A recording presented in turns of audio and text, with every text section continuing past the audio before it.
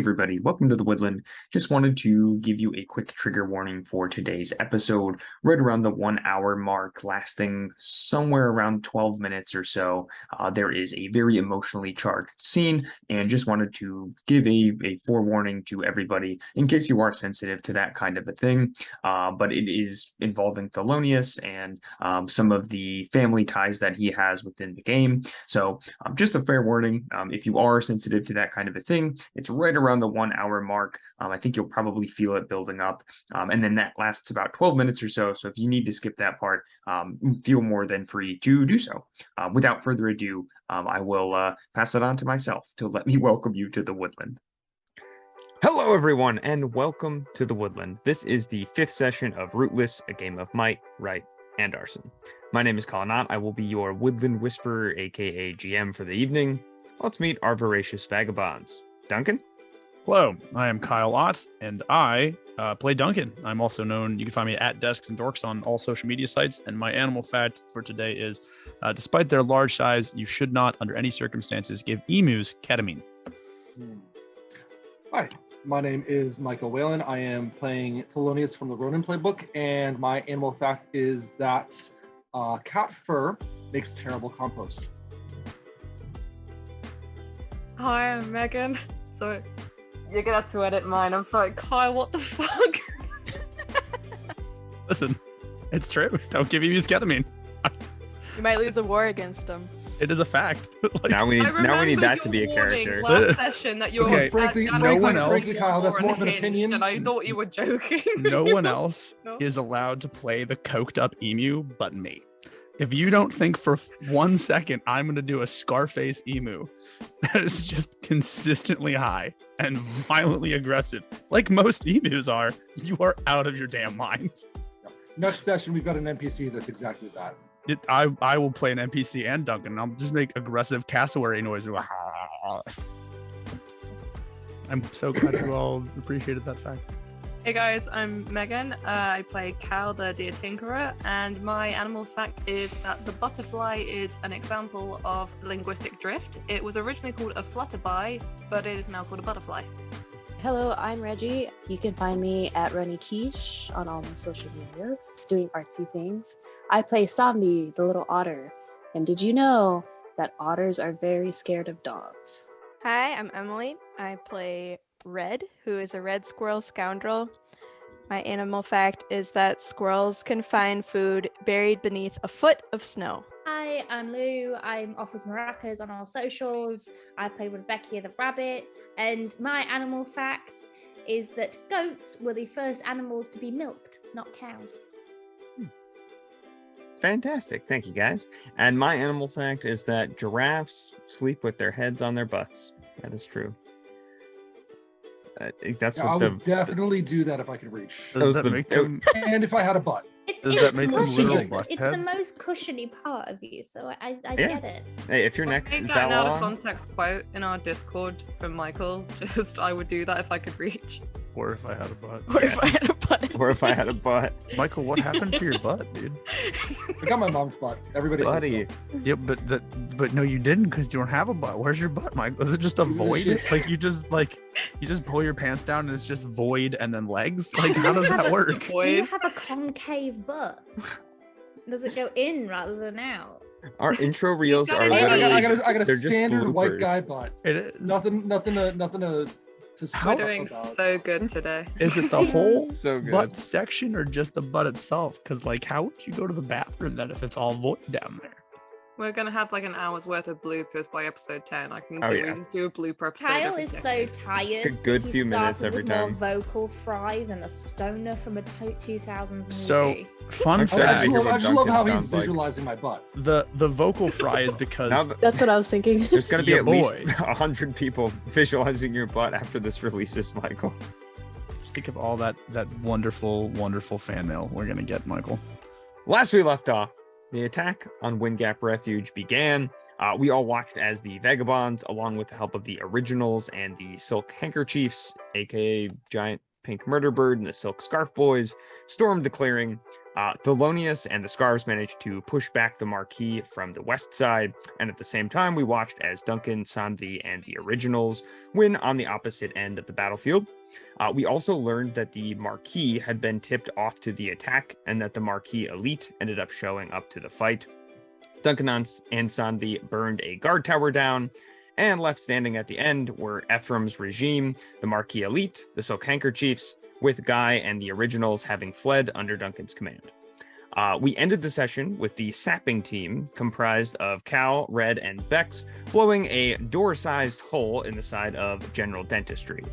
After the dust settled, we were introduced to a cyborg-cat hybrid with a fully mechanical head, a cat's biological body, one leg and one arm also being cybernetic, and the others respectively cat. And from the wrist of this monstrosity hung a single, all too familiar bead. And so that is where we will start tonight. And we're still kind of like working with the framework of the like large scale battle thing. Mhm. But I think it would be cool if like Theo, you did really well with the Silk Handkerchiefs. So I think like it would be cool, since you guys just crushed another band, if you got to roll to see if the Silk Handkerchiefs might improve their, if you leave them, they might not. Affiliation standing. Yeah. I forget Um, exactly what I call it in the work, but I mean, I'll take the gift. yeah, give me a roll of charm. Roll of 9. Let me alt tab for my charm. Nice. What do Sanvi and I get for absolutely shredding everybody in our path with 0 casualties? Well, you would get the same, but the Originals are no longer with you guys. They're they with fled. us. We fled with them. Oh, I That's thought you amazing. guys stayed and they fled. Okay. No, we led them out of the city to regroup. You At least get a I sense did. of accomplishment. So you're no longer in the area. Okay, so that was a natural 9 with no addition. Nice. So the handkerchiefs will improve their abilities when you are not attached to them. So that was one of the things I wanted to cover. Immediately following the explosion, Ephraim also dips into General Dentistry.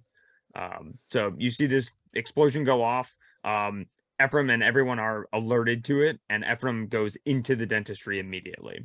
Can you remind me who Ephraim was? Ephraim is the wolf guy. Okay. Yeah, that kind of Yep. sounds like the Joker a little bit.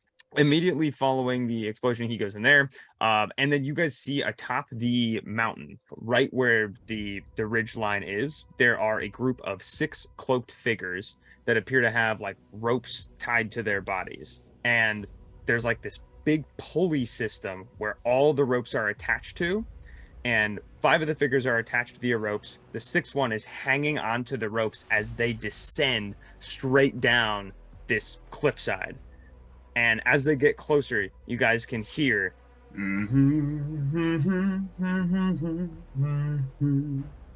and the cloaks pull back, and you see 6 very elderly badgers, one of them being Castus Chirp, as he gives a good old nod to Duncan, and they begin to engage with the Marquis elite that are right there. So I see this happen, right? Oh yeah. You guys, you and the Originals are running back. You right. hear Castus's recorder playing in the background. I'm gonna turn to Sanvi. Sanvi, I think we need to rally the boys. I'm gonna turn back to Guy. Guy, soft lizard. Yes, you. Grab your 2 swords. When Sanvi does it, I'm gonna shout back at them. All right, boys. About face. We're heading back in, lads. Do I have to make any roll for this, or are they still inspired from me from last time? I would say they're still inspired from you. So can we just say we don't have to make a roll for that, right? Sanvi and I can just rally and then. Yeah, you guys can rally them. You're with the troops, so they'll move All with right, you guys. fantastic. So I'm gonna run up alongside the 6 badgers. I don't know. Maybe we'll do like a shield wall, because maybe that's something that we've all done before as keepers of iron. But Well, and you can tell, Kyle, like each of these guys is from like a different sect from within the Keepers. As they are like getting into formation, you see Castus's armor starts to whir with that same kind of technology, and there are like different shields that pop out of both the back and the sides of the armor. One of the guys has his armor is like steaming and like almost flaming at like edges of it. One dude is like, when he's running, you can see he like temporarily like moves in and out of visibility. one dude is like immediately pushing buttons on his armor, and projectiles are shooting out from like different slots in the armor. They all have like all of like armors that you would recognize from the keepers. I'm just gonna have a big old grin on my face and start swinging my axe at the first marquee thing that happens. Duncan's having the time of his life. I never thought in my life I'd stand side by side with a shadow man, a steam fist. It's good to see you, you weedy old bastards. And Castus just looks at you, and as he's like, he also has an axe, and he's just taking it and just gutting Marquis. And he looks at you, and he's like, "Yes, I couldn't miss out on the fun, bitter though it may be." And he's just like slamming into people. You see like arrows are like chinking off of the protective plates on his armor. And yeah, he's just, Castus has hands, dude. He's going in. Love this. Can I make a might roll just to kind of help out a little bit? Yeah, absolutely. Oh, fantastic. Oh, it's gonna be a good night, squad. It's gonna be a good night. That's a 10, boys. Awesome. Yeah, you absolutely eviscerate one of the Marquis. Castus looks at you. We can handle this. And he gestures over to where the explosion happened. You may want to go help your friends. That thing looks like it could be a heck of a fight. I appreciate it, old timer. Guy! Soft lizard! You're in charge of the originals while I'm gone. I'm like grabbing by the shoulders. Listen to me, all right? You're a soft lizard, but you got an iron heart. Here's what you do. When the elites drop, grab the shields, grab whatever armor you can and drag it back. Have your men in the back lines put the better equipment on, and then have them join the front. Repeat the process until all of you have better weapons and armor than you've got now. Do you understand me? Okay. Yeah. Get the armor and rotate it until you get potato soup. Okay. I'm gonna just pat both of his cheeks. We call it ripping and running, guy.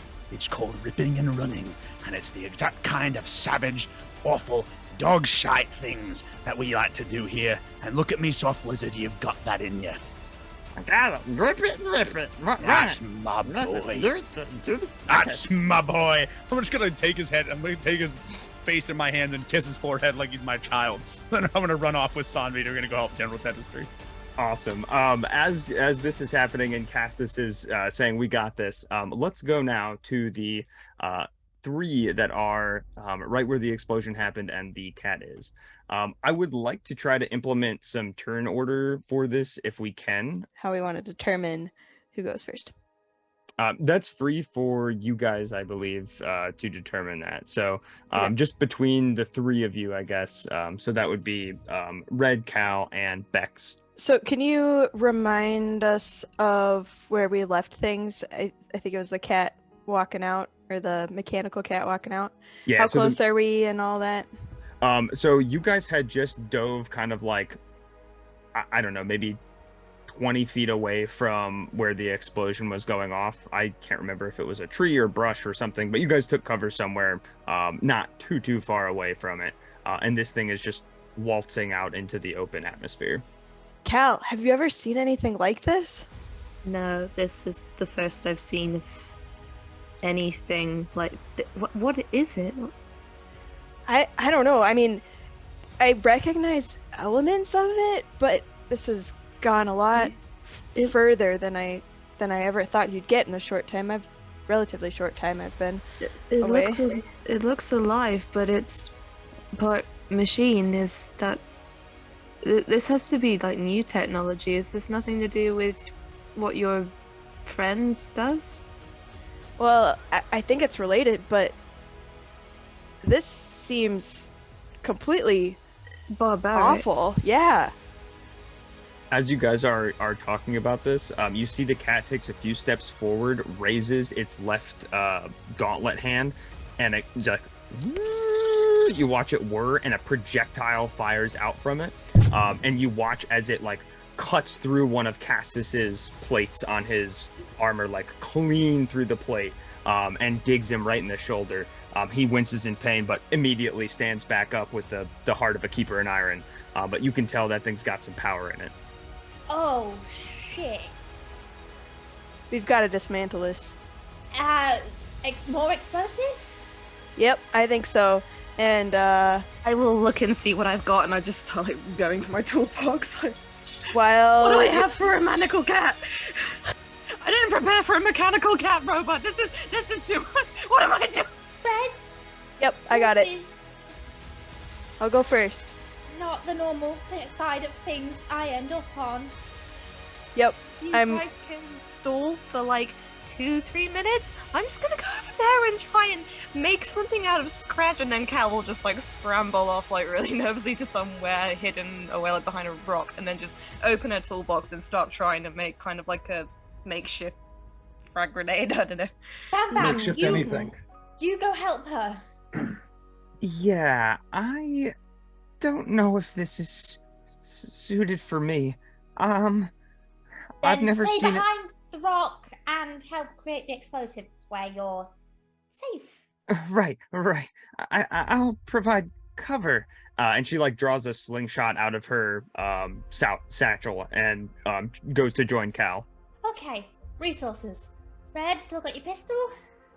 Yep, and I'm aiming it at the cat, and I'm gonna go ahead and load an explosive pellet into my pistol and fire it at the cat.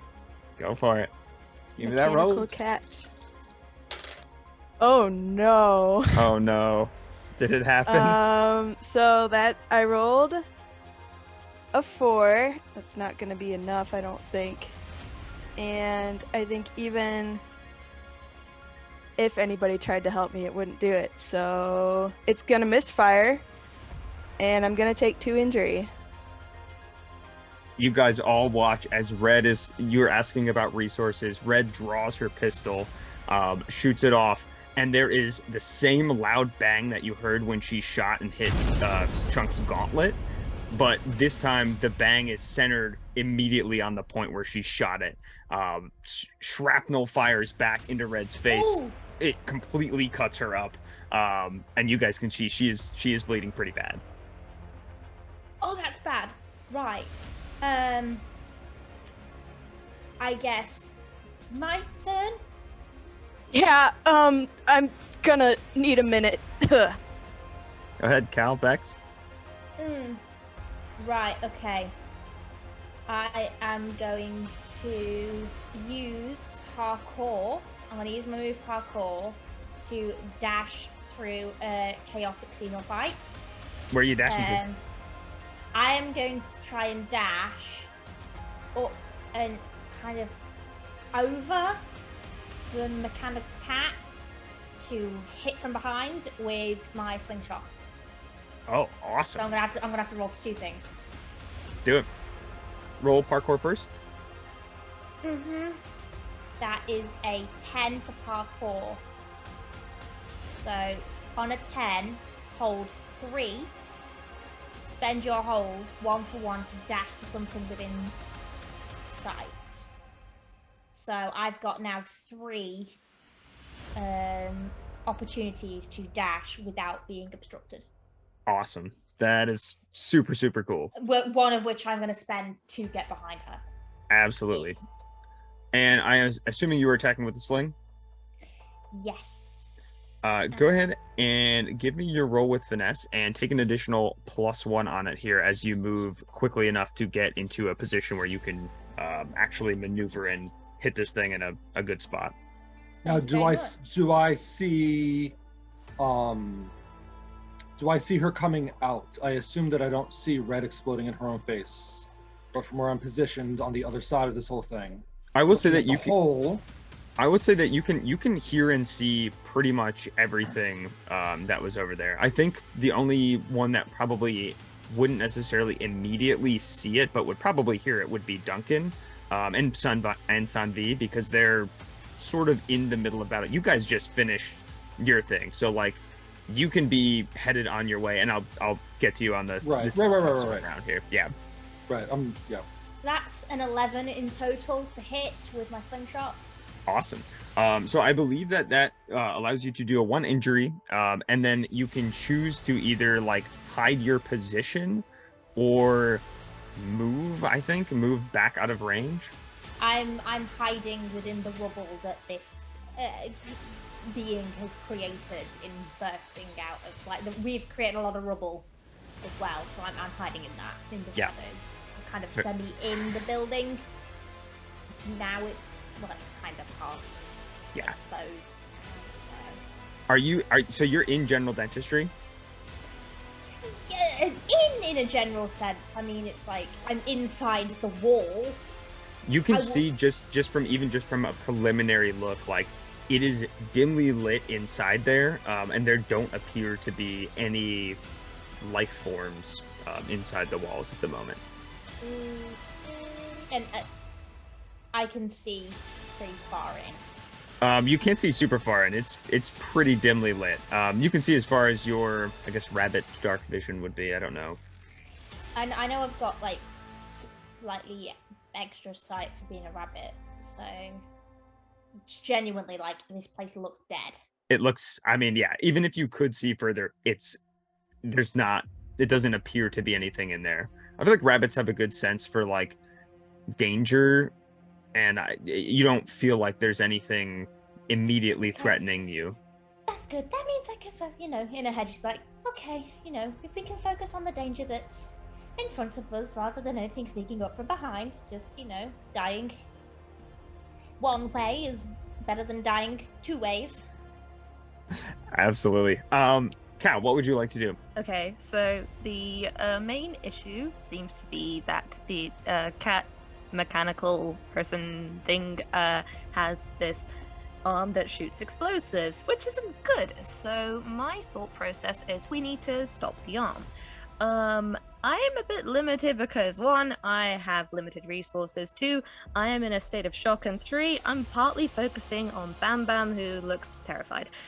So the process of my improvising nature at the moment is to make almost flashbangs connected with a thick wire, almost like those, I suppose, ball bearings. So the plan is to try and aim for the shoulder joint, see if we can wrap it around the arm with enough voltage to try and limit movement. And then the actual grenades aren't explosive, but they're like flashbangs, so it will hopefully throw its vision off enough that we have time to just bullshit something. Bam Bam looks at you and goes, okay. Is that a yes?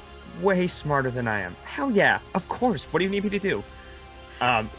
Give me a roll with cunning, and Bam Bam will take the help action here to give you a +1 on the roll, in addition to whatever you're. Yes, I love this. This is an awesome plan. 8. 8 with the help actions gets you to a 9 at the very least, which is still pretty decent. I will say that it will take you this turn and at least one of your one of your side actions next turn to create this thing, but then you'll be able to throw it at least at the very least at the next round. Yeah, who is nearby? Right now, you and Bam Bam are behind cover, and then you've got Bex is kind of in the General Dentistry with the cat a few, like 5-7 feet next to her. Red is, I believe, behind cover slightly closer to the cat in the General Dentistry. You've got Duncan and Sanvi, We're outside of General Dentistry, correct? You guys are a little bit further back, like good, probably a good like 60-70 feet from where they are, and then Theo is on like kind of the other side of the map, but we're gonna have him be moving here or doing whatever he's gonna be doing here shortly. I think that covers everybody. And on that note, we're gonna have Theo go ahead and what are you up to? You guys have just sort of disarmed everybody. You've given an inspirational speech to Vindel and Neo, and everybody's absolutely stoked. What would you like to do? I had Mindel and the tortoise go back and grab the ballista that we had dropped. There was a previous plan for it. That plan is scrapped. So they are either on their way to get that or already back with it, but that's what they are doing. Yeah, I'll say one group is back with you, and one group is like halfway to marching back to your position with the ballista. Okay. So what I see the mechanical cats that I recognize dearly. I see Duncan up toward my right. I see these badgers come in. I see them smashing and, making war love. I see. And you have red- the frothers are just outside the entryway of General Dentistry as well. Okay, tell me about the frothers. How many frothers are there? About 40 or 50 or so. 40 or 50 frothers outside the dentistry, the blown up door or the natural door? The natural door. They are ambling their way towards the explosive door, but you do still have the handkerchiefs with you. Yep. And I saw Red take a shot at Mechanical Cat. I saw and blow up in her face. I saw Rebecca take a shot at the Mechanical Cat and score. All right. So my instructions to Mindle are definitely to be as soon as he comes up to me, they're going ballista at the frothers. What I'm trying to do, based on everything that's happened so far, I recognize this Mechanical Cat. I am not trying to kill it. That is my family. I will certainly be interrupting anybody trying to kill it, but I also saw it make a non-free will, I believe, attack. So I'm trembling and a little bit lost. So what I'm gonna do, am I able to close that gap and engage? Yeah, are you How far? trying to engage with the frothers, or are you trying to engage with the cat? Nope. I'm hoping that Mindle's gonna be able to Handle that a little bit. I'm gonna close that. I'm gonna grapple, and I'm gonna have my mantis try to disable. So I want my mantis to disable that weapon arm, but I'm Awesome. gonna grapple. Yeah, give me a roll with might for the grapple, and then give me a roll with finesse for the mantis. Okay, so this is the grapple roll. 9, and my grapple, my might, I think is 2. Yep, so that's 11 for the grapple. Nice. So firstly, would you like to, I believe the options for grapple are you can deal an injury, deal an exhaustion, mark Exhaustion. Okay. All right, so this is finesse for the dismantle, disarm. Yes. It's 2 different things, but it's dismantle, I think. That's a 5. Yeah, your mantis goes to find purchase in there, but his little tail just kind of ding, ding, ding, chinks off of the different robotic plating that's on And there. I still mark for that, right? You do still mark where for it, yeah. All right, marked. Okay. And then is Mindle going to be able to use the ballista in this turn, or is he still catching up?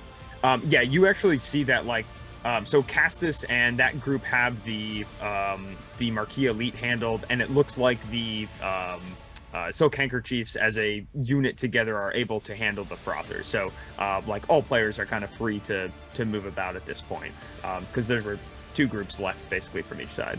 So Okay, so I still gave that instruction. Are they good enough to recognize don't blow that?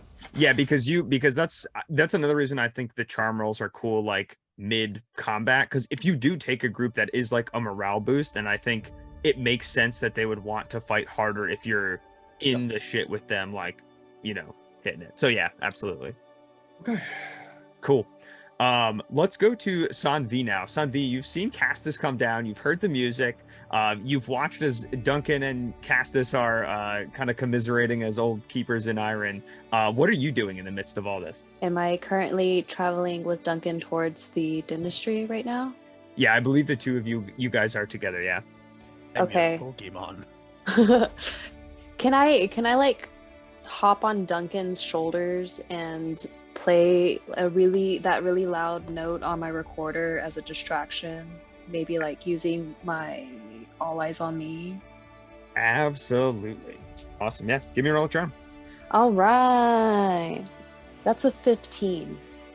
Can I Holy make a help action just shit. to push this even further, please? I mean, you can, but there's no point in taking the exhaustion for it. That's the highest roll in the game you can actually get is a 15. I mean, I just want to hold Sanvi up like everybody riot. literally the whole battlefield stops as you guys hear a note that is like, it's like God's on the wind. It's just the most elegant, beautiful thing anyone's ever heard. And you hear from where the Huckleby mining camp is, Artemis just go, whoa! My love. I'm not sure I want to know what happened there. Everyone forgot that Artemis was there. Absolutely. So like, you actually see the people that are close enough to the mechanical cat that the wiring on it, the note has such a pitch that the wiring on the like cybernetics on it starts to like crackle and like change tune, and you can see its shoulder like tweaks a little bit and then goes back, but you can see that there's like wear and tear from where the note basically hit this thing's mechanical armor. And in addition to that, everybody gains a +1 to sneak, hide, pickpocket, or trusting fate during this time. And one ally, you can give a +3 to one of those rolls. So anybody right now, you can give a +3 and they can use it whenever they want on like a sneak, a hide, a trusting fate. It's a super good ability. I'm going to give my +3 to Sanvi because she's next to me. Well, no, Sanvi gives it to one person. Oh. Yeah, this is all Sanvi's I thought ability. we all just got to give it to everybody. I was like, this everybody is so fun. everybody gets a +1, and then she gets to give one person a +3 that they can spend once. Wait, So you we get said a it's on +1 to any sneak? of those three. They can use it for sneak, hide, pickpocket, or trust fate, which is probably the best one to do it for. But yeah, Sanvi, you pick who gets that. Can I ask the team right now, like who wants, who do we think that would be best served that +3? Can I ask a general question far too first away. Yeah, absolutely. before we divvy up the +3? Where is Ephraim in all this? You just saw him go into General Dentistry. That's it. Okay. Reg, can I have the +3 to trust fate? Yeah, take it. Please? Yeah, do it. Do Thank with you. it what you will. Epic. Be Okay. very careful with what I think you're about to do. That's fine.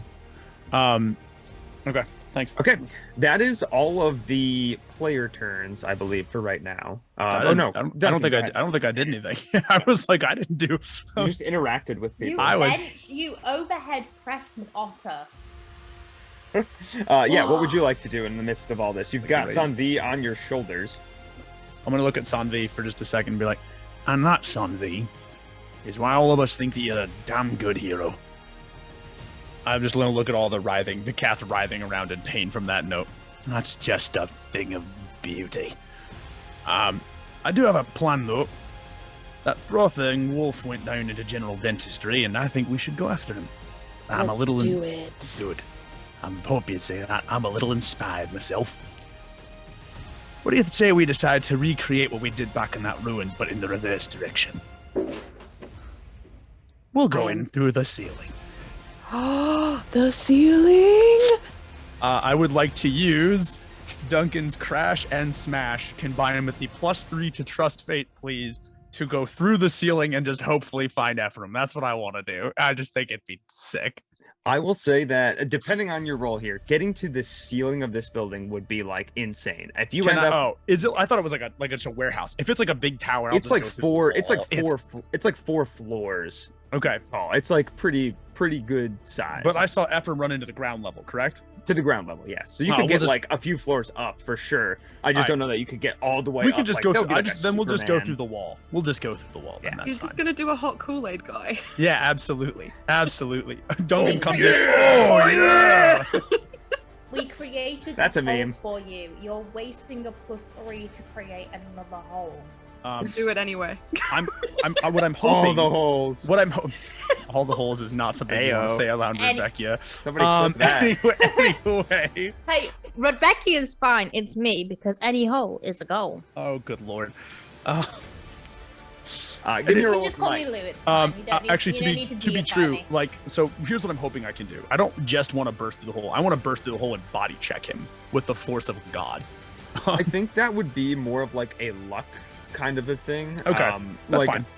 It's a fairly large building, and even though you will make a decent sized hole in the building, like the odds of you actually hitting a singular, well, like, and he could be in the back of the building, he could be anywhere in, you know what I mean? Yeah, maybe there's a better person. Maybe somebody else could have the +3. Then I don't need it. But you can absolutely crash and smash in there. Oh yeah, I'll crash and smash, and Sanvi can find somebody else to get the +3 too. I'll let someone else do the fun. All right, well, let's start mashing. Like, you can go in there and start looking for him. I just the odds of you like crashing in and immediately hitting him. That is a 10 on crash and smash for might. Nice. Okay, so you either hurt yourself, break an important part of your surroundings, or damage a piece of gear. I believe I will break an important part of my surroundings, being the wall of General Dentistry. Absolutely. I assumed as quite as much. Yeah, the two of you absolutely crush through, and again, another hole is created in the side of General Dentistry. As you guys enter, Duncan, you can see, similar to what Bex is seeing, there are like very dim lit corridors. There's not a ton of movement. As a badger, again, you could probably sense the tremors and things. Not a whole lot going on, at least on this particular level of the General Dentistry. Do I see anybody else around? Right, because like there's a fight going on, isn't there? Right, presumably I heard the shot go off. I mean, you've seen the cat, right? You know where the cat is, like the mechanical cat. Yeah. Does he see me? Because I'm behind the cat. Yeah, I mean, you would see Rebecca.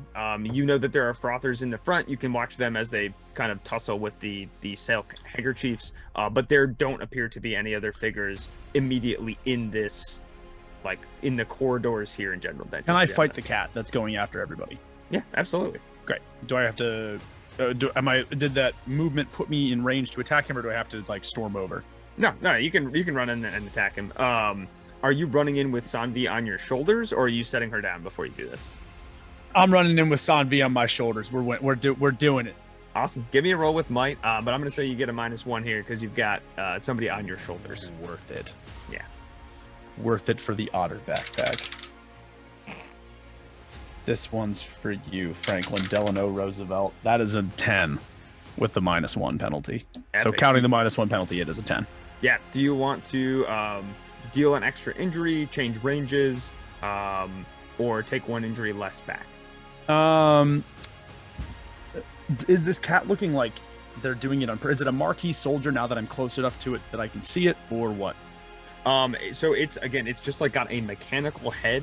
It's just got an arm that is a cat, a leg that is a cat, and the body of a cat, and then 1 arm that's mechanical and 1 leg that's mechanical. Also, I'm currently grappling it. Yeah, and Theo is on top of it, or at least like engaged with it. There. Would it be possible to potentially disable without killing it one of its limbs or something along that lines with a 10, or would I have to have gone higher? No, you can absolutely, like, it doesn't appear like even if you damage it at this point, it's going to go down anytime soon. I'm not trying to make it go down. I just want to make Thelonious' grappling with it easier. I see. If that makes sense. I will say, yeah, I mean, let's say add that to the benefit list of things you can choose when you... Yeah, then I would like to do that. That's what I'm going to do. I'm going to attempt to like take it out at the legs to help Thelonious maybe get the upper paw, as it were, on his feline opponent. Awesome, yeah. Theo, I will give you a +1 ongoing to grapple checks as long as Duncan is engaging there as well. Cool. Okay. Good to see you, Theo. Proud of you, man. Didn't expect you'd be able to rally the silk handkerchief. Would you stop squirming, you stupid mechanical cat? Don't kill it. I'm not trying to kill it. Damn you, if I wanted to kill it, I would have drowned my... whatever. What did he say? Did he say kill it? No, Sanvi, we're not supposed to kill it for some reason. I don't know if it's a good cat or not. I've only ever met one good cat, who's currently grappling with this cat, so... 6 in one, half a dozen in the other. Almost quite literally. Okay, that is all of the players' turns. So now we are going to go to the enemies. There's only one enemy on the battlefield, and it is the mechanical cat. You guys can all see that, like, whatever is in the mechanics in its hand start to automatically rebuild themselves. and some of the wiring from where Sanvi's pitch had distorted it starts to reconfigure and readdress itself. I'm going to need Thelonious, Duncan, and Sanvi to all give me a roll with finesse. Oh no. Wait, does Sanvi get to pick who gets that +3 right now? Yeah, Sanvi, who did you want to have the +3 for? I will give the +3 to Theo. Okay, cool.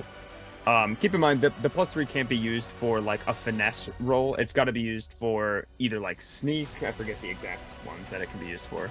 But like dodging an attack is not a trusting fate. Trusting fate. I heard you say, I heard you say pick lock, trust fate. I didn't write down the other one. Sneak. Sneak, like sneaky hide, ones. pickpocket, or trust fate. There you go. They can hide. I have an 8. I also have an Am 8. Am I compulsed to use that +1 now, or can I hold that? The +1 is for grappling them. This is them attacking you. Okay, so It's like I'm a just gonna- saving throw. kind of got +1 finesse. That's 11. And Awesome, yeah. Adding anything to that, if I can hold instead of if I can't, No. then yeah. Thankfully, an 11 is good enough. Theo, you suffer 1 injury as you watch as like a crystal in the top of this thing's gauntlet starts to turn like different shades, different rainbow shades of colors, like an opal stone, and it shoots out like a tremendous blast. In the silence, you just hear like a and it erupts and starts shooting at Duncan and Sanvi. Duncan and Sanvi, you also each suffer one. I jump on top of that and take all the cover, and I just throw my body on top of whatever is coming out to try to save me. Okay. So who are you trying to save, Duncan or Sanvi? So I'm hoping to like grenade belly it. Wouldn't Sanvi be covered because technically she's behind me because she's still on my back? So this thing, she's on your back. This thing is like a cone that's it. Again, it's hitting multiple people. It's a less of a beam and more of a flamethrower. Got it. Yes, it's Cool. like a spread Right. attack. I'm picturing myself at intimate range here, like belly on grenade here. Like you're trying to jump into the Right. blast. Right. Like onto the nozzle. Okay. Right. Yeah. All right. So Sanvi and Duncan, you suffer no injury here. Theo, you suffer 4 injury. I use one of my 9 lives. Beautiful. Beautiful. Yes. Oh, Do you want to shit. explain that for people? Because that's a homebrew species ability that we came up with. Yeah. So I have 9 lives, and I can trust fates when I put myself into a dangerous situation. And I simply succeed. They do not come back. I cannot replenish these. So they are like, for the entirety of Theo's, like in the entirety of the campaign, he has, when he runs out of those, that's it. That's all the lives he's got. Unlike the rest of us, we can get like resurrected probably, or is this like a No, when you die, you This- die in this game. dang? So how does the trust fate feature on this work? So you succeed in the trusting fate, right? You end up passing it. And so the damage is essentially like not negated. Like you guys all watch as Theo like jumps into this cone of this blast, which it does ultimately kill him. He crumples to the ground. And then all of a sudden, like a cat with 9 lives, he pops back up to his feet. And I go right to her. Look at me! You don't do this. I will say also, Theo, though, even with the 9 lives, so the way that this thing works, it's got different, like, as those chromatic colors shift, I'm gonna roll a d6, and it also will give you an effect if you fail the checks. So let me roll this quick.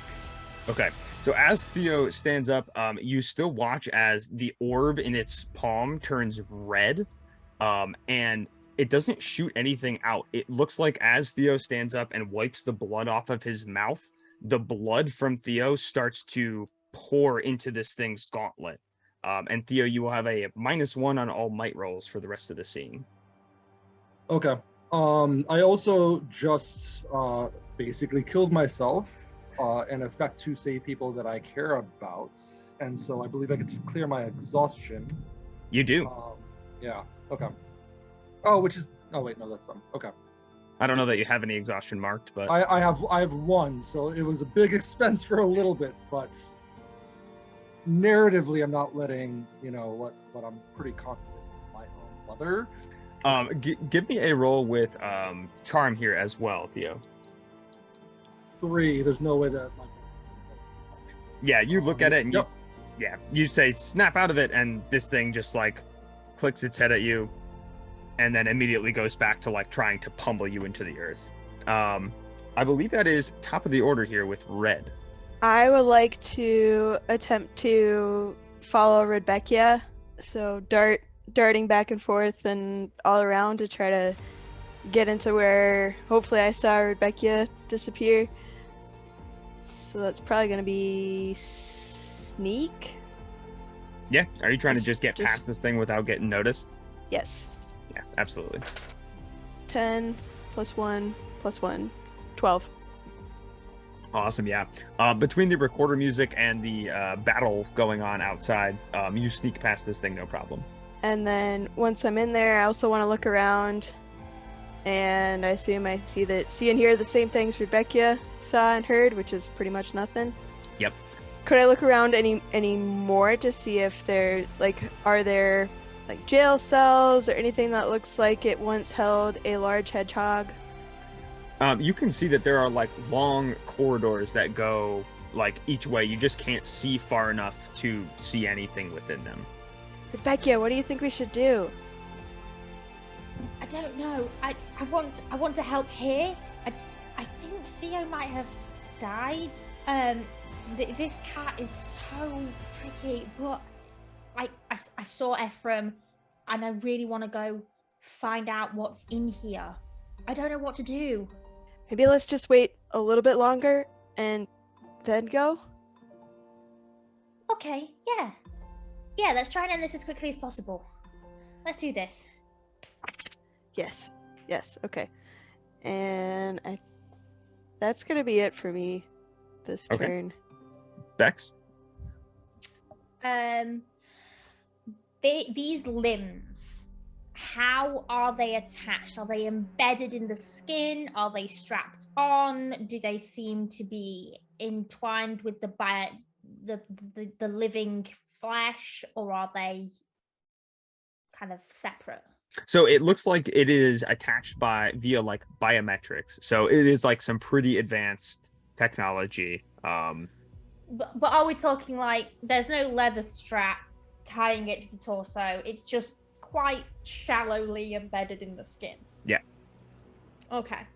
Rebecca grits her teeth, sees Theo essentially take some sort of magical blast for Duncan and Sanvi, and just like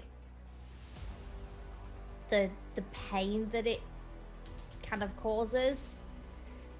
She puts her hand, she takes a bit of a run up, pushes off with her forepaws, and wraps her hind legs around the joint of the arm, and just uses her body weight to kind of try and twist it out, like rip it off. Awesome. Give me a roll with finesse. With finesse, okay, that's +3. I got a 12. So that's a total of 15. You guys are killing it. That's a total of 15. Oh, that's awesome.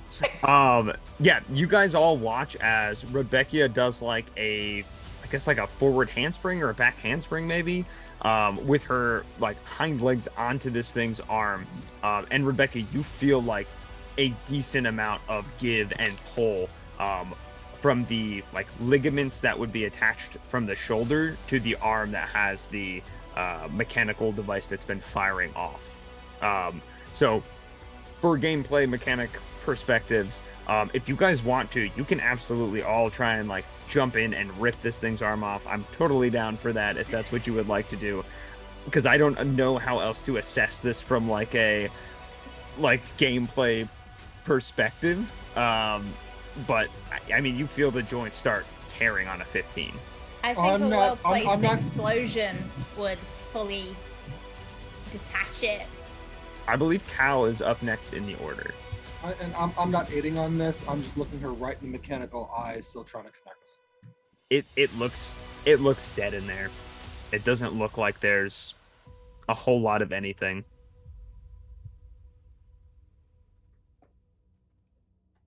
Cal, what would you like to do?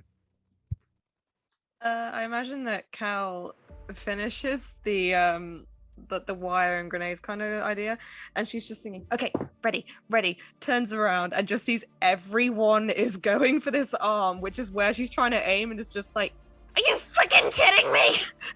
And she just looks at it and goes, this is useless now, and then just stares at the cat and then just goes, screw it, and then just launches it at the legs of the cat to try and like immobilize it. Absolutely. Yeah. Give me a roll with finesse or cunning. I thought I was exposing the arm for you. You're also getting in the way of the arm. Sorry. Right, so you say finesse or cunning? That's A 3. Oh no. So as Rebecca is jumping on this thing, and you can feel the ligaments tearing, you see from like out from the woodworks, Cal just throws this little like almost like a bola that like, and then it looks like it's gonna attach to the legs, but all of a sudden starts gaining and gaining and gaining, and it pulls itself up and actually hits you, Rebecca. And I will say you suffer 1 injury from this thing connecting to you as you feel all the flashbangs going off. You feel a certain amount of voltage going in your body.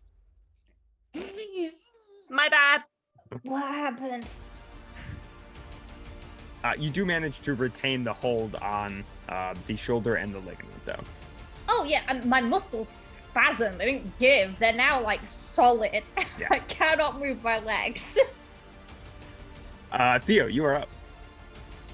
All right. I still have my handkerchiefs with me. Yes. They're fighting the frothers at the moment. You guys can hear the battle like raging out beyond the General Dentistry, but you guys are on the side fighting the mechanical cat.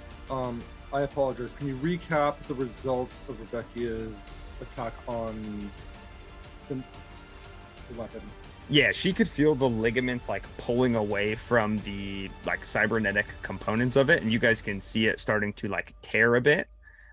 You also saw her get caught in something that Cal threw that ends up shocking her a bit, but she does end up holding on to the ligaments. I also realized that I was looking at finesse and not cunning, so it would have been a 4, but that would change nothing. I just thought you guys should know that, just so I feel a bit better about myself. Integrity! Like, for the record, it was a 4, okay? I just can't read. Can I try to use disarm? Yeah, absolutely you can. A literal disarm, as Red said. Yes. Can you read me disarm so I don't have to go find it in the book? So my short term basically says, target an enemy's weapon, range any, roll finesse. On a 10+, they lose their weapon or Mark 3 exhaustion. Nice. Fuck. Finesse, so I rolled a 3, and I'm pretty sure that makes it a 4. Yeah, that's not going to do it. Yep. Go ahead. No, you go. Have you got something else? I got my mantis, and I can try disable one more time. Go for it. Disable work. Definitely a roll. I believe it's finesse. That was a sloppy 9 because as I picked it up, it like popped out and landed on a 6. I was like, I'm keeping that. Drop the other one. That's the integrity, but that is a 9 on the roll, and like finesse I think is only a +1. Yep, it's a 1, so it's a roll. You do feel the mantis actually finds purchase this time.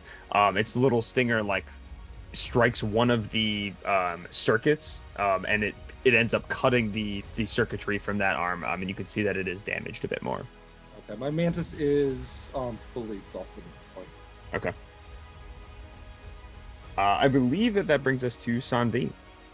Am I still on Duncan's back? Was I thrown off? Nope, you're still on Duncan's shoulders. You guys didn't even get hit by it. Theo just literally jumped in and died. Oh my god, poor Theo. Okay. Can I mark where and use enchanting to play another high-pitched note? Yeah, absolutely. Cool. So I'm gonna jump off of Duncan's shoulders and just kind of get myself in the middle of the mechanical cat site and play that super high note. And I believe that just gives Duncan a +2. Yeah, I want to give Duncan a +2 for his next roll. I believe that brings us to Duncan. So we've dogpiled on this cat.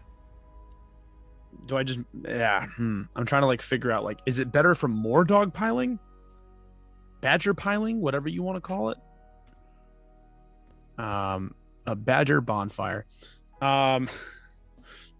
Is there an opening for me to help assist to like just beat RoboCat into the ground? Yeah, absolutely. Yeah, if you want to make like a grapple check, or if you want to try and like swing at this thing, whatever you want to do. Sure, I would like to do that then. All right, Sanvi, I'm gonna like just gently set down the otter. I appreciate all the help. I want to go do very, very, very suspect things to this cat now. And by that I mean I'm going to bludgeon them into submission. Sorry, Thelonious, I know this is probably one of your family members. And you start chucking, like, just punching its head. I imagine it's like that scene where Loki is like, you can't defeat me, I have an army. And then Hulk just starts going wham, wham, wham, wham, wham. Into some walls. I interfere. Are you grappling, Kyle? Are you grappling, or are you meleeing it? I'm gonna attempt to like grapple it without, or can I attempt to melee it without killing it? Can I just beat him in the face? Oh, great! You could punch the the portion that Rebecca is currently straining to try and like break the limb from the machine. Perfect. Yeah. I can probably even use the sharp part of the axe to do that, right? If you want. If Rebecca is pulling and it's taut and it's robotic. Theo, are you interfering? If he's doing harm on the arm, then no. On the robot arm, not the right. No, that's inferred, right? Yes. Yeah, no. It looks like he is trying to hack the robot arm off of it, but not necessarily injure the actual cat portion. As I swing my axe down with every swipe down, I'm like, it's a good thing I like you, you dumb cat. That is a 6. So did you add Sanvi's extra +2? I did not. It is an 8 with that. Sanvi got you with that the Apocalypse Bardic Inspiration. I love Mayada. I really do. Yeah, no, that is a success there. So everybody watches as Rebecca is tearing this thing. Theo is still recovering from a blast. You guys watch as Bex gets absolutely shocked, and then the sharp part of Duncan's axe begins to splinter and break off, and you watch as there is some cat blood that sprays out as the mechanical portion of the arm does detach, but it ends up flying off a few feet in a different direction, and the mechanical cat starts to like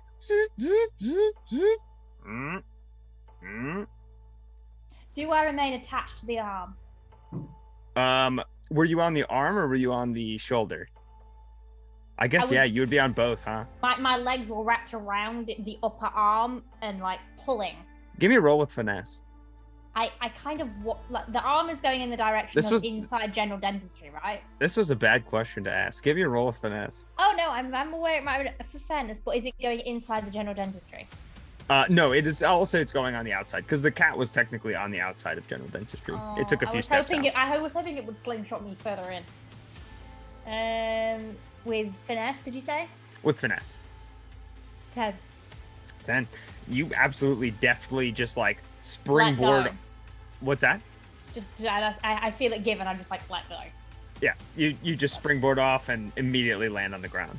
You feel the circuitry, Theo, as you're like gripping its legs. You feel the circuitry in one of its legs completely like go haywire, and it appears that since it was all connected via biometrics, when one part of it is removed, the rest of it essentially fizzles.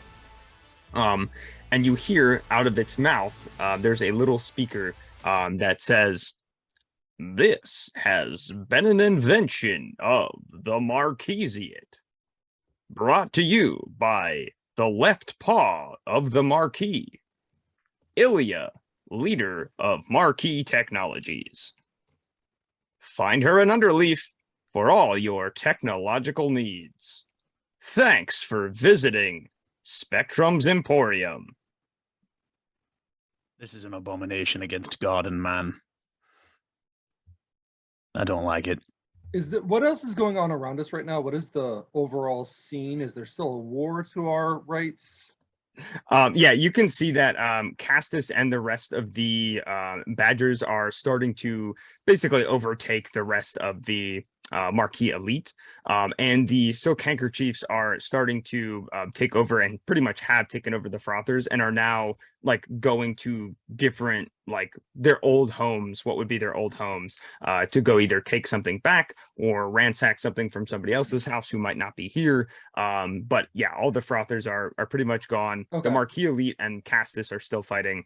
But yeah. Okay, this cyborg cats, that seems familiar to me. I'm inspecting for animation, life, any of those things. Yeah, without even a roll, you can tell that the bead is one of your mom's beads. No. No. Is this being, the cat itself, alive or dead? Is there any animation? Is there any sensation? Is there anything? Is this? It is completely dead. The only thing is it just keeps repeating itself. This is a Marquisiate technology.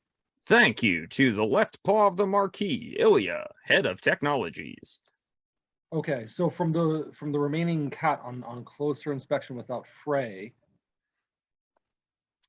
do I recognize this body as familiar? Even just taking a Ilya, yeah. Even just smelling the body parts there, you can tell that like that arm is very familiar to you. That leg is very familiar to you. Do I know this to be my mother? Absolutely. Okay. Yep. All right. The rest of the party would not know that, but yes, you Right, absolutely recognize that as piece. So I'm absolutely focused on slapping it in his metal face and trying to talk to it. Right. Ilya. Right. I got I'm doing biscuits on her chest. Visit the Spectrum Emporium. Visit the Ilya Spectrum. Visit the Ilya Spectrum Emporium. I start pounding, putting my shoulder weight into that chest.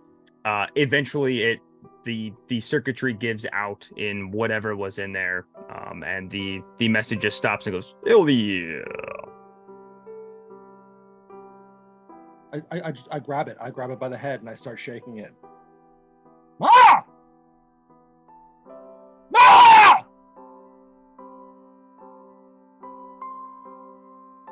There's no reaction.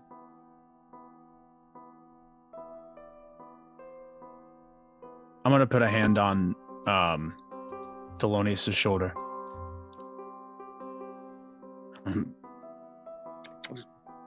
It's all right, lad. Bury my face into her neck. It's all right, lad. And I do biscuits. I just do biscuits. You guys can hear the war still going on behind you, but right here in this moment, right outside of General Dentistry, there's a dead silence as Theo sobs into what only he may know as his mother's potential body. We see Duncan with a hand on his shoulder and the rest of the group standing sullenly to the side. What is everybody else doing as Theo and Duncan are kind of having this interaction here?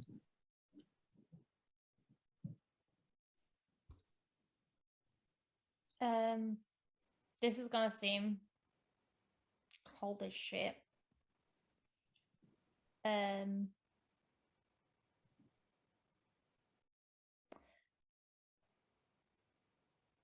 Rebecca looks kind of scared at Theo's outburst.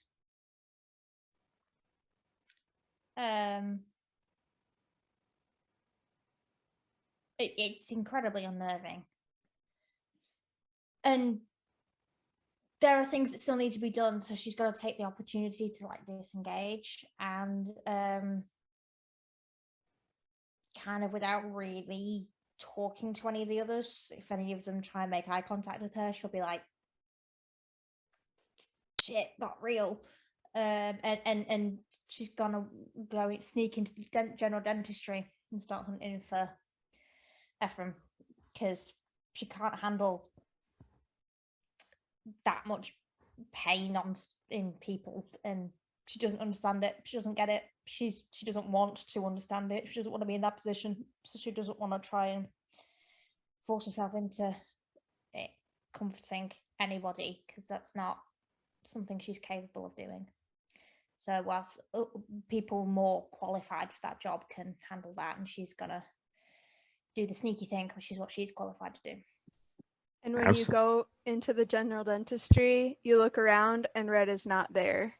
Because as soon as I saw the cat go down, I went off and started trying to find Z and trying to find Dexter Weemsley, the first, whoever I come across first. I'm looking for them. I'm off.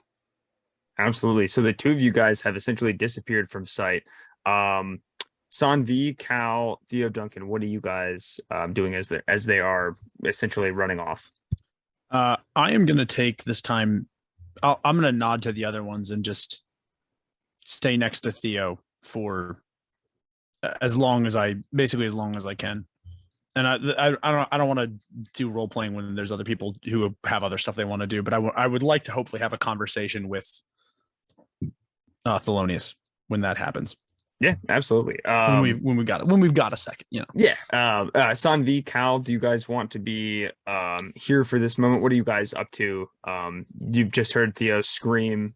You watch as Red and Vex take off in different directions. Appears that Duncan's going to stay where he is. What are you guys doing? Where's Bam Bam? Bam Bam is, I will say, Bam Bam has just like sort of entered General Dentistry, heard this commotion, backed back out of that little hole from General Dentistry, and is just kind of like hovering outside waiting for a signal or something to move forward from whatever is going on, because she is very unaware of what's happening. Based on the conversation that I had with Theo earlier about his beads, could Zombie maybe look for his mom's bead? Was it on her? Okay. Yeah. So Zombie's gonna go ahead and look for his mom's bead and carefully like take it from the body or the arm. Was it part of the arm that was separated? Yeah, it was just hanging on a leather strap, similar to what Chunk had on his gauntlet. Okay. Zombie's gonna go ahead and take that bead and tear a piece off her cloak, carefully wrap the bead, and just kind of gently place it next to Thelonious. Hey, Thelonious, we're here if you need anything, but I just needed to let you know that I have to go. I'm gonna go find the others, okay? And then she's gonna take off. Thelonious is just buried in the chest and doesn't even hear it. I'm gonna kneel down next to him so my face is level with his face. I'm assuming that Duncan is, or that Theo is still just wailing on this thing's chest. Yeah, I'm basically doing biscuits and face pressed in. Let it out, lad. Let it out. It's all right.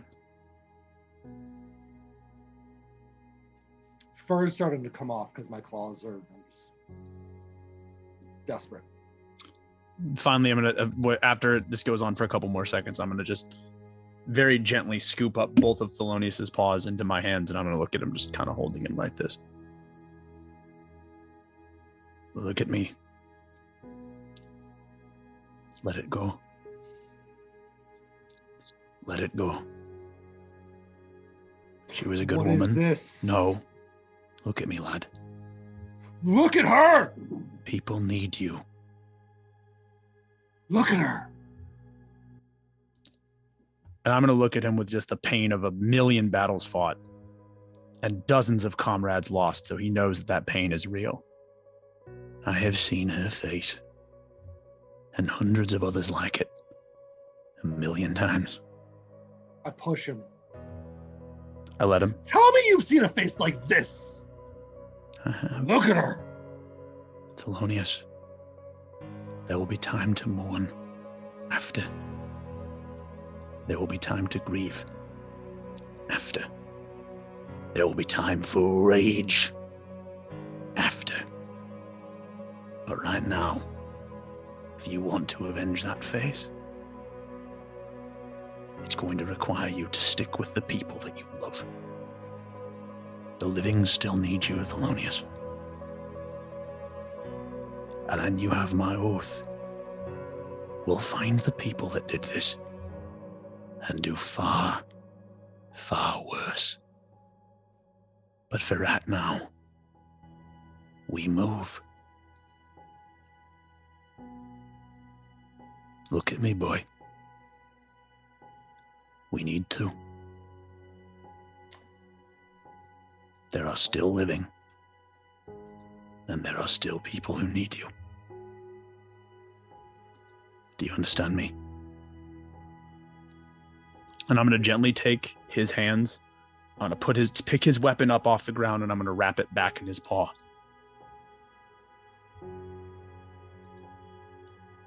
And I'm going to take my other hand. I'm going to just clasp his cheek. I'm going to pull his head next to mine. I'm going to bump foreheads with him. I know what it's... I cry. And I'm just going to wrap him up in a huge hug while he's weeping. I know what it's like, boy. I do. I know what it's like, and it never gets easier. And this pain is never going to go away. You will get strong enough to carry it one day, but it will never go. I wish I could lie to you and tell you it would. But right now, the living need us, all right? So cry, weep, scream, rage, do whatever you need to do. I need to kill them. Then let's go kill them, boy. Let's go kill them, Thelonious. Let's do it for your mother. Let's do it for your friends. Let's do it for you. And then when we're done killing, grieve. I just stand up. I stand up and I just scream. Duncan nods solemnly, pats him on the back, and I'm assuming the two of us are going to go into the direction of wherever the rest of our people are. There's one more matter. What was that? Look down.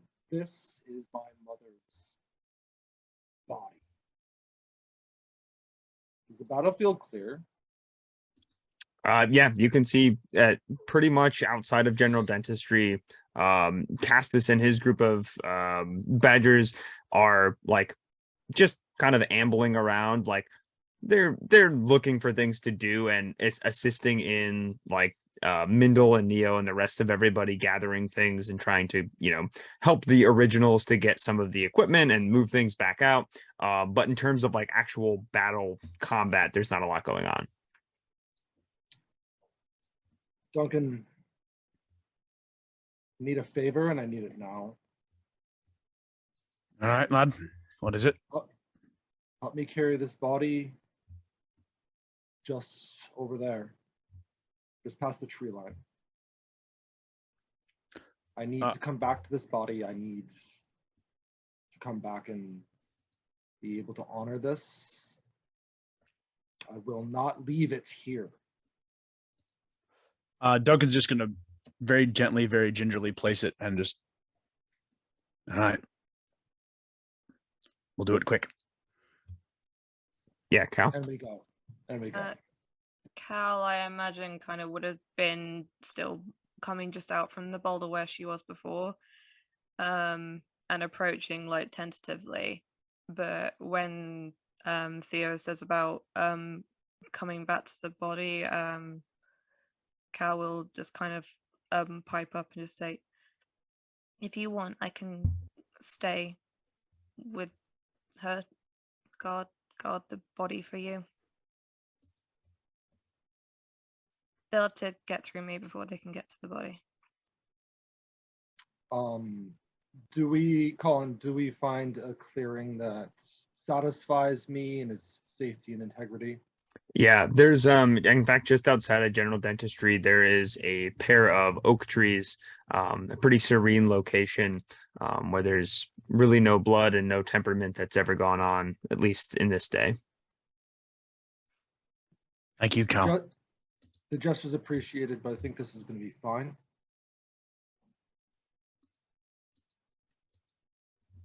And you guys end up digging for a few minutes. Doesn't take too long with Duncan's ability to get underground pretty quickly. You're able to set the body down. Theo, I would imagine you probably have a moment alone there. What's going through your mind? What's Theo feeling? What's his emotions like? I am bizarrely baffled at mechanical maiming of this body, just in the humanity of it, and then that is exponentially increased by the personalness of it. Small darts and thoughts about my own mother, but mostly focused on the grotesqueness of what I'm looking at. And I hold it as a responsibility to respond to. Absolutely. The two of you, are you walking back to General Dentistry from here? Yeah. So I would say that as this is happening, Bam Bam slips her way back into General Dentistry, noticing that there are really nothing to contend to emotionally in here. And so it will be Duncan, Theo, Cal, that will be essentially entering back into GD. Red, Rebecca, and Sanvi, where have you guys all gone in kind of this entire emotional mayhem? When I set off, I was just trying to find, I guess, looking at the map, probably going left, trying to find stairs either up or down to figure out where they put all the rest of the other people, all the other animals. Yeah, you pretty easily find the stairs to the second floor. Like, it really appears like this is not it's like not a guarded level. There's not a whole lot here, and it is dimly lit enough, at least, to, as you are approaching the staircase, be able to like see and know that, like, okay, I can go up here. Rebecca, where are you headed? As we're coming through the explosion site, what is this little item holding room that we see just to the left? Yeah, so you see to the left there, there are a number of different, like, very, very, very old items, like things that have rusted out and become worn over time. There's a number of different, like, swords and shields and fletching items, bows, but none of it appears to be usable, at least from a first glance. Can I investigate that a little further? I'm not looking for like one of these big swords. Something that's a little less worn. Yeah, absolutely. Give me a roll with cunning. It's a 0. That's a 4. Yeah, it just looks like a lot of worn out items. Okay. In which case, uninterested. I know that I don't know what's in here. I just know that they were doing some shit here. I was like intercepting blueprints. I never actually knew anything about it. But I do know that Ephraim's in here. So, with my rabbity hearing, do I hear him? Because he's quite a loud boy. Is he on this floor, or do I hear him further up? You definitely would know that he is further up. Even just like even without a roll, you can tell there is very little foot traffic on this first floor, other than what would presumably be a like a marquee guard during the daytime or a time when they're not, under siege. But it seems like most of the people that would have been guarding this location on the first floor were either like part of the marquee guard or had been moved somewhere else. Yeah, okay. So provided I don't hear or run into anyone on my way, I'm just moving up. Absolutely. Sanvi? Can I, from the explosion site, can I head straight towards the bathroom? Yeah, absolutely.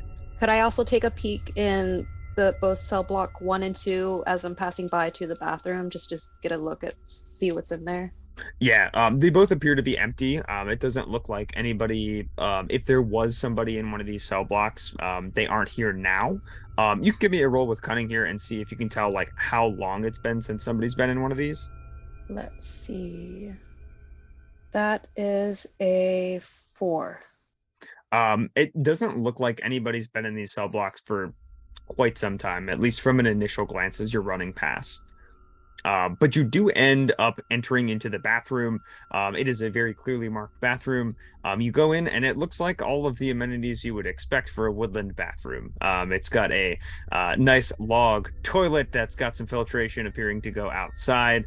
It's got a sink that's got basically like a wooden basin with some kind of water filtration system that's above it that keeps pouring water and looping itself back around. But once you put your hands through it, there's a mechanism that drops the water and ends up pushing it to a different like filtration point so that it doesn't cycle back in.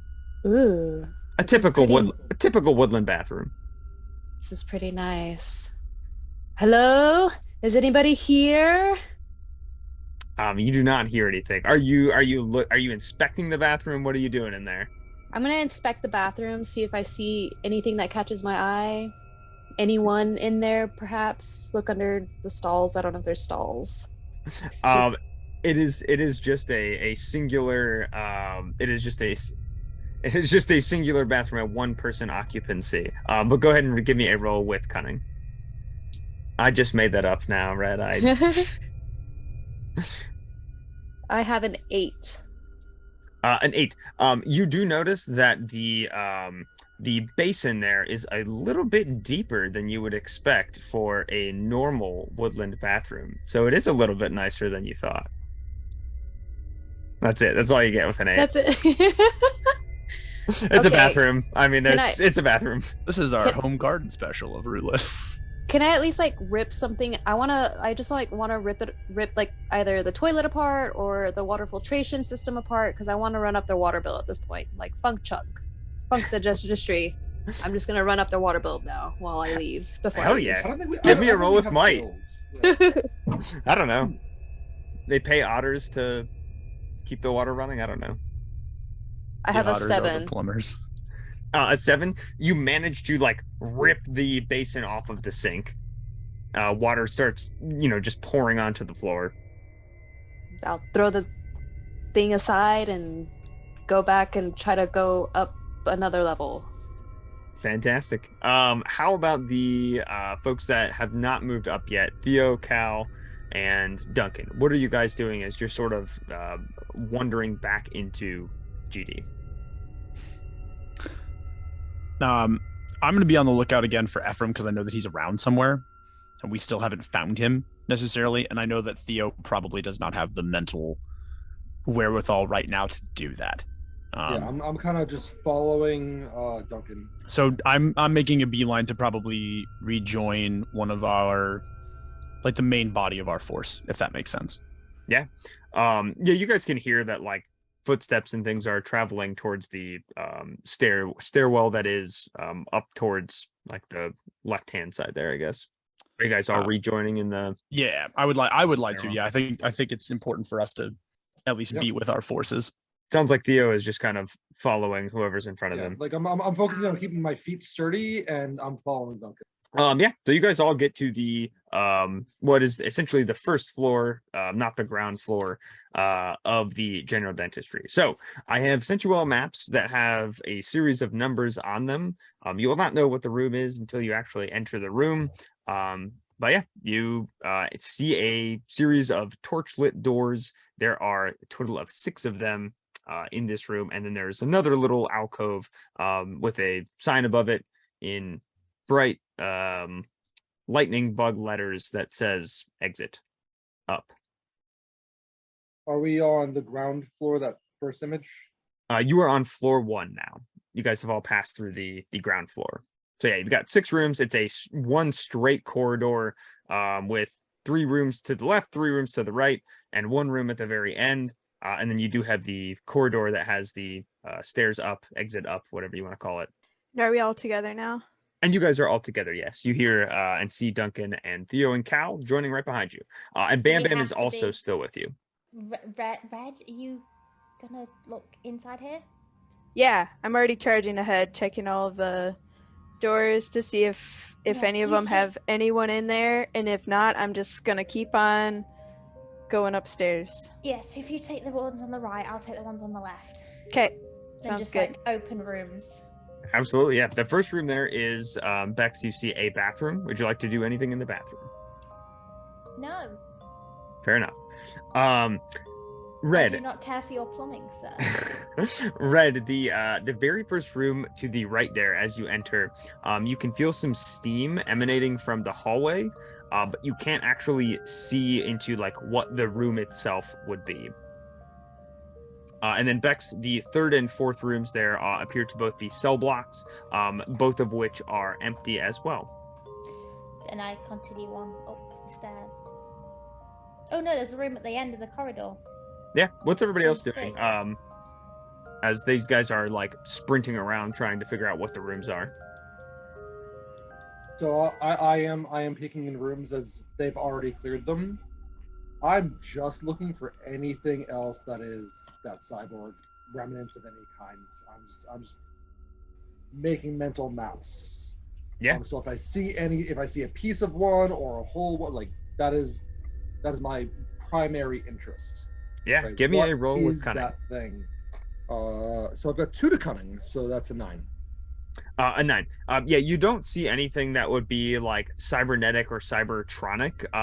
But in both of the cells, you do see a few like left behind pieces of like different like materials that might be helpful for something. So if you want to take those, you can so you can replenish 1 depletion from your track, which I think is helpful for you. Nice. And what's in? Oh, I guess for the steam room, when I can't see it, I'm just yelling, "Z, Dexter, Dr. Weemsley." I'm not being quiet at all. I'm making a racket. I'm trying to find my friends as fast as possible. Yeah, as you get further in there, you don't hear any voices, but you do hear like whirring sounds and like a gong, gong, gong, gong kind of sounds as you are moving closer in there. Are you going all the way to the end of the room? Is this still room number 2, or like as I'm going through the corridor? Yep, this is still 2. It's like a long hallway. I think if I don't hear anything, I'm gonna back out and go to the other ones. But on my way out, I'll say, "Hey, Theo, Duncan, Zombie, Kyle, there's something in there that sounds mechanical," and then just keep going. Yeah, absolutely. What are the 3 of you guys doing as Red passes you by here? Cal, do you have a light source? We can toss it in. Maybe figure out what that thing is. I can Ooh. make one, but I think with my track record, maybe somebody else should throw it. Well, Duncan, yes. I have this. I'll pull out the Eternal Flame Torch that we got from the mines Oh yeah. Oh, or it's the ruins. good to see you, glowy little friend. And I'm gonna We're hold ta- it to we're Duncan talking and about- watch it we're change talking about a- colors. We're talking Hold about it to me and watch it change door. colors. Sorry, we're talking about a closed door, and Red heard a risk behind a closed door. Am I understanding that right? She went into room number 2 on the floor 1 there, and just saw a bunch of steam and heard like a whirring noise and like a gunk gunk And then she just like told you guys about it and ran out of the room. And just dipped. Yeah. She's like, deuces. So now the three of them are sort of exploring it here. With the ever-burning torch or whatever we called it. Everlasting Gobstopper. Big light friend. As you guys enter the room and with the light source from the torch, you can see that there are a number of different machines that connect to different like pulleys and string systems, and appear to enter into a number of different rafters in the ceiling. And there are like steam mechanisms that continue to push, and like steam is emanating up into the rafters. And it's all connected to these belt loops and like different pulley systems and strings that are leading up into the rafters. That is something. I don't think I've ever actually seen anything quite like that. I mean, that's... Where does it all go? I'm like looking up at the ropes and the pulleys and stuff. Yeah, it basically disappears into the darkness up top. I mean, really, that's just kind of insane, isn't it? No? Nobody else? Is Cal with us? I assume so. Cal, have you seen anything like this before? Cal would just look deadpan at everybody and just be like, "Oh yes, I've seen stuff like this all the time and stuff." No, I haven't seen stuff like this before. Where do you think I come from? I come from a clearing and ice trap. All the mechanical stuff I've seen is stuff I've made. I've never seen stuff like this before. I know what the hell this is. Well, I mean, you are the only one who makes explosives on a regular basis. My explosives are nowhere near anything I've seen today. Ah, yes. Rope pulleys. The only thing more actually hard to craft than a real combustible explosive. Some days you worry me, dear. Duncan's gonna, like, start flicking one of them. What would they do? Duncan, as you flick one of them, you watch as it sort of like ripples a little bit, and you can see that like sandwiched in between two belt loops is a little vial of like purple liquid, and as it sort of like turns and wobbles to the side, you can see there are a number of different purple vials of liquid that are going up this sort of like vertical conveyor belt. Can I take one of the purple vials off? Yeah, absolutely. Yeah. Great. I'm going to just very gingerly take one of those off and hand it to Cal. All right, then. I don't know what this is, but it could potentially be something we can analyze. Maybe. And Cal just take a closer inspection of it. Yeah, give me a roll of cunning. 9. 9. 9 is still very good. You sort of like pop the cork on this and give it a sniff. And as you sniff it, your like brain essentially starts to get very, very anxious, and like you can start thinking about like the time that your family, potentially abandoned you in Ice Trap. Like you start thinking about basically all of the things that would be your worst fears, and imagine that if you were to be exposed to a large amount of this stuff, you may end up reliving some of those real life nightmares. Oh, this is a terrible thing, but it would make an amazing explosive. She's just gonna slowly cork it, give it to Duncan and say, "Do not bring this anywhere near me ever again." I'm gonna take this then. Yes. Cal, what did it do? Ask me again in 5 minutes. I'm gonna. She just like starts walking away, and then it's just like 5 things I can see, 5 things I can hear, 5 things I can. Oh God. I think the deer has finally lost it. You broke her. I didn't break her.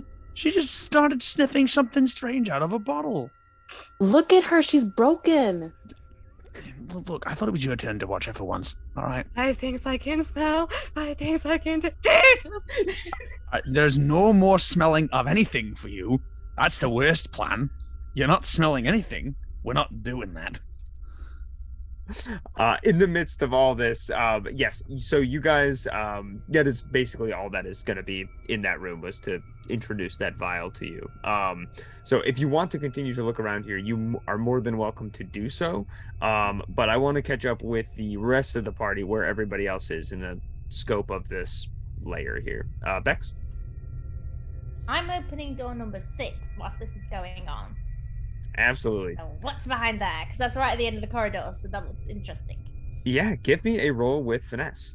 No. To open a door? Yeah. A good old finesse roll. It's a special door, Lou. It's a door that leads to strange and wonderful things. Probably. Lollipops. Ice creams. All free today. Yeah, so I rolled an 11 in total. That's the new Duncan song right there. Amazing. Yeah. As you crack this door open here, you watch as like a syringe on a string, basically, like pops out from the door. What kind of Saw-esque movie shit is this? I'm not going near it.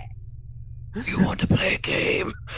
But you do see on the like, it's a wide open room with a ton of different vials, and it seems like a lot of like scattered like pelts, like different like pieces of fur from various animals, and you can smell like a rotting and a very, very bad scent.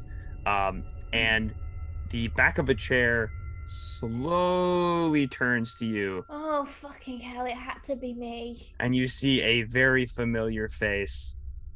Hey. Well, that's not the smell I expected. Fantastic, though. The more, the merrier. Good to see ya. Hi. Those teeth are horrible. And that's where we'll end our session for tonight. One quick thing before we officially end. In the room where Duncan and Cal were, I'm assuming that I had gone with them. Yeah. 2 things that I would have done. I would have observed to be like, Cal looks like she just got kind of hurt, and Duncan appears to be like Cal's like has got that shit, right? There's a conveyor belt full of jars that, you know, did that thing to whatever Duncan is keeping Cal safe on that I don't have to worry about. I pocket as many as I can pocket because it is a conveyor belt. So you tell me what I do and how much load I get and how many I get and all that stuff. Yeah. Give me a roll with finesse. So it's a 6 total, but I'll remind you that I'm up against a conveyor belt. It's a pretty tough conveyor belt. I will say that you can grab 3 of the vials from the conveyor belt before you can feel your paws starting to slip on the vials. I don't know, whatever. Yeah, that's fine. That's fine. What is the load on that? There's no load on them. Got it. Yep. 3 weird vials. Got it. 3 weird purple vials. And can I just, as I see who it is, just sort of slowly click the door shut? You can absolutely try on the next session of Rootless. Fair enough. I would have what would have been such a funny cliffhanger though, is if she did slowly shut the door and then just the paw just burst through. She's like, no! Here's Johnny. No. Shut the door with me inside. Oh, that would be very bad. It would, but I have plans. Need a fresh new podcast to listen to with fairly new players and an even newer DM, where you can listen to them grow and learn at the same time? Then look no further than Steel Toad D&D, part of SteelToadStudios, where you will be plunged into the world of Zentera. With a mix of homebrew and heavily modded modules, their campaign is guaranteed to be a unique experience. In a time when the 6 great dragonworm gods protect the realm, a dark force is slowly building power, and 4 unique players set out on a medieval fantasy adventure to try and save it. Can they? If you enjoy improv, comedy, drama, hijinks, and mayhem, please give them a listen. You can find them on Spotify and YouTube by searching Steel Toad D&D, that's SteelToad D&D, or SteelToadStudios on the Spotify and YouTube platforms. We will also have the links listed here in the description below. Fears will be faced, dreams will be had, and tears will be shed. Tears of joy, tears of sorrow. But one thing is for certain, it's going to be fun. Go check them out.